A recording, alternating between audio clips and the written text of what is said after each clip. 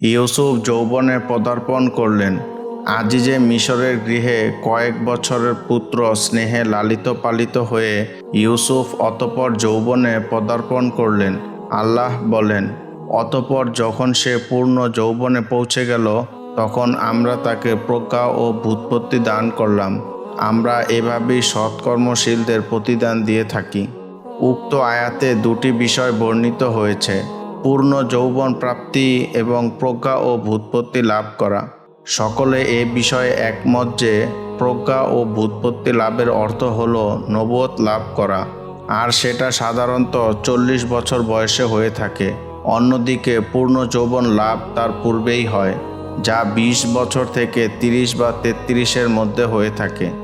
হজরত ইবনে আব্বাস, মুজাহিদ, কাতাদাহ প্রমুখ বিদ্বান 33 বছর বলেছেন এবং জাহাক 20 বছর বলেছেন। জাহাক সম্ভবত প্রথম যৌবন এবং ইবনে আব্বাস পূর্ণ যৌবনের কথা বলেছেন। এক্ষণে ইউসুফের প্রতি জুলাইখার আসক্তির ঘটনা নবুয়তের লাভের পূর্বের না পরের, এ বিষয়ে বিদ্বানগণ একমত নন। আমাদের প্রবল ধারণা এই যে, যদিও যৌবন ও নবুয়তের কথা একই আয়াতে বর্ণিত হয়েছে, তথাপি ঘটনা একই সময়ের নয়। নবুয়ত তিনি 40 বছর বয়সেই পেয়েছেন ধরে নিলে জুলাইখার ঘটনা অবশ্যই তার পূর্ণ যৌবনেই ঘটেছে, কারণ ওই সময় ইউসুফের রূপ লাবণ্য নিশ্চয়ই শৈশবের ও পৌর বয়সের চাইতেও বেশি ছিল, যা জুলাইখার ধৈর্যচ্যুতি ঘটায়। অথচ ইউসুফের চরিত্রের কোনো পরিবর্তন ঘটেনি, কেননা নবীগণ ছোটবেলা থেকেই পাপ হতে পবিত্র থাকেন। যৌবনের মহাপরীক্ষায় ইউসুফ। রূপ লাবণ্যে ভরা ইউসুফের প্রতি মন্ত্রীপত্নী জুলাইখার অন্যায় আকর্ষণ জেগে উঠল। সে ইউসুফকে খারাপ ইঙ্গিত দিতে লাগল। এ বিষয়ে আল্লাহ বলেন, আর সে যে মহিলার বাড়িতে থাকত, ওই মহিলা তাকে ফুসলাতে লাগল এবং একদিন দরজাসমূহ বন্ধ করে দিয়ে বলল, কাছে এসো। ইউসুফ বলল, আল্লাহ আমাকে রক্ষা করুন। তিনি অর্থাৎ আপনার স্বামী আমার মনিব, তিনি আমার উত্তম বসবাসের ব্যবস্থা করেছেন। নিশ্চয় সীমা লঙ্ঘনকারীগণ সফলকাম হয় না। উক্ত মহিলা তার বিষয়ে কুচিন্তা করেছিল এবং ইউসুফ তার প্রতি অনিচ্ছাকৃত কল্পনা করেছিল, যদি না সে স্বীয় পালনকর্তার প্রমাণ অবলোকন করত, অর্থাৎ আল্লাহ নির্ধারিত উপদেশদাতা নফসে লাউয়ামাহ তথা শানিত বিবেক যদি তাকে কঠোরভাবে বাধা না দিত। এভাবেই এটা এজন্য হয়েছে যাতে আমরা তার থেকে যাবতীয় মন্দ ও নির্লজ্জ বিষয়ে সরিয়ে দিই। নিশ্চয়ই সে আমাদের মনোনীত বান্দাগণের একজন। তারা উভয়ে ছুটে দরজার দিকে গেল এবং মহিলাটি ইউসুফের জামা পিছন দিক থেকে ছিঁড়ে ফেলল। উভয়ে মহিলার স্বামীকে দরজার মুখে পেল। তখন মহিলাটি তাকে বলল, যে ব্যক্তি তোমার স্ত্রীর সাথে অন্যায় বাসনা করে তাকে কারাগারে নিক্ষেপ করো, অথবা অন্য কোনো যন্ত্রণাদায়ক শাস্তি দেওয়া ব্যতীত আর কি সাজা হতে পারে? ইউসুফ বলল, সেই আমাকে তার কুমতলব সিদ্ধ করার জন্য ফুসলিয়েছে। তখন মহিলার পরিবারের জনৈক ব্যক্তি সাক্ষ্য দিল যে, যদি ইউসুফের জামা সামনের দিকে ছেঁড়া হয় তাহলে মহিলা সত্য কথা বলেছে এবং ইউসুফ মিথ্যাবাদী, আর যদি তার জামা পিছন দিক থেকে ছেঁড়া হয় তবে মহিলা মিথ্যা বলেছে এবং ইউসুফ সত্যবাদী। অতঃপর গৃহস্বামী যখন দেখল যে ইউসুফের জামা পিছন দিক থেকে ছেঁড়া, তখন সে স্বীয় স্ত্রীকে উদ্দেশ্য করে বলল, এটা তোমাদের ছলনা, নিঃসন্দেহে তোমাদের ছলনা খুবই মারাত্মক।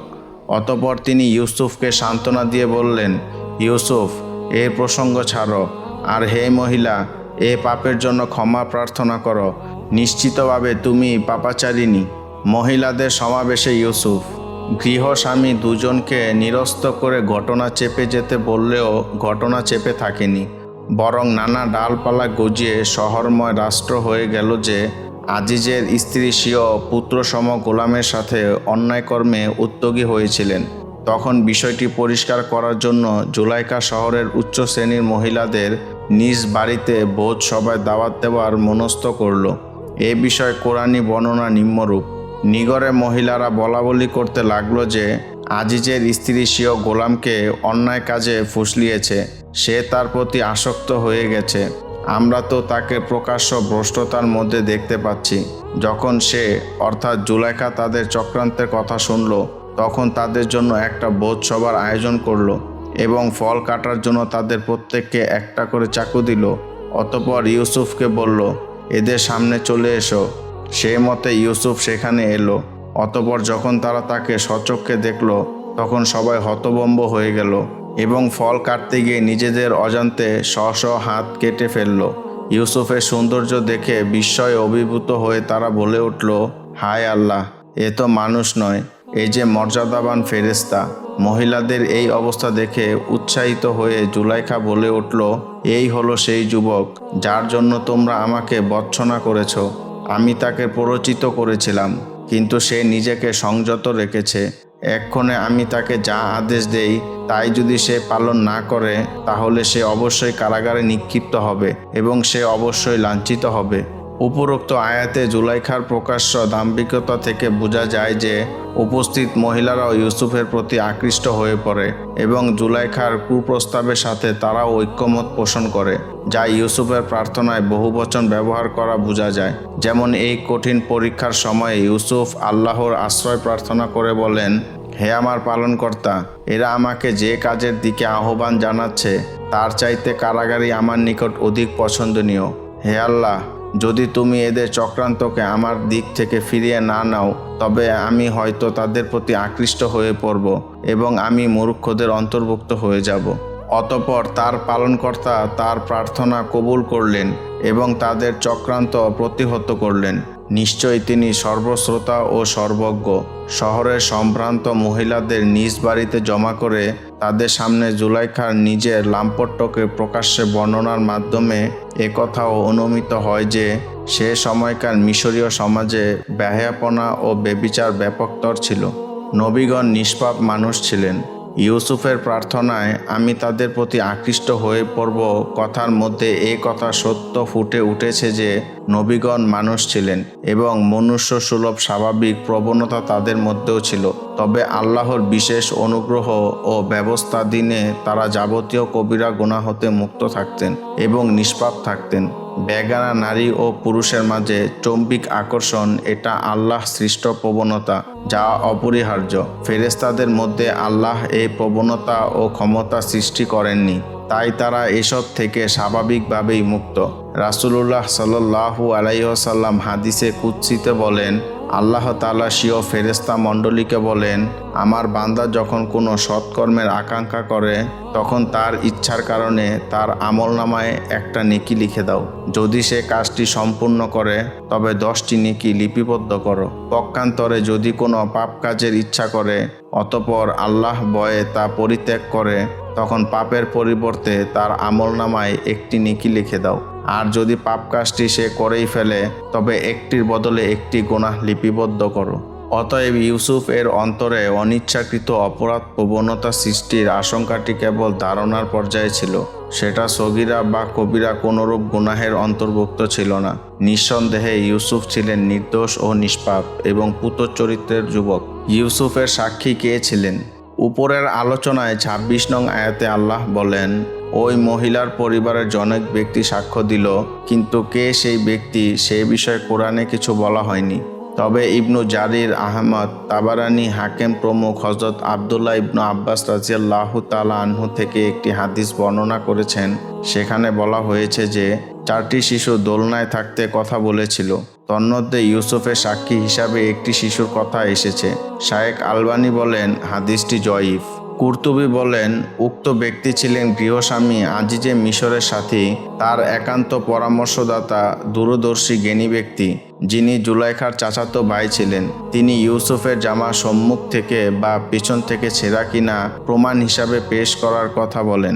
যদি দোলনার শিশু সাক্ষ্য দিত তাহলে সেটা অলৌকিক ঘটনা হতো এবং সেটাই যথেষ্ট হতো, অন্য কোনো প্রমাণের দরকার হতো না। ইউসুফ জেলে গেলেন। শহরের বিশিষ্ট মহিলাদের সমাবেশে জুলাইখা নির্লজ্জভাবে বলেছিল, ইউসুফ হয় আমার ইচ্ছা পূরণ করবে, নয় জেলে যাবে। অন্য মহিলারাও জুলাইখাকে সমর্থন করেছিল।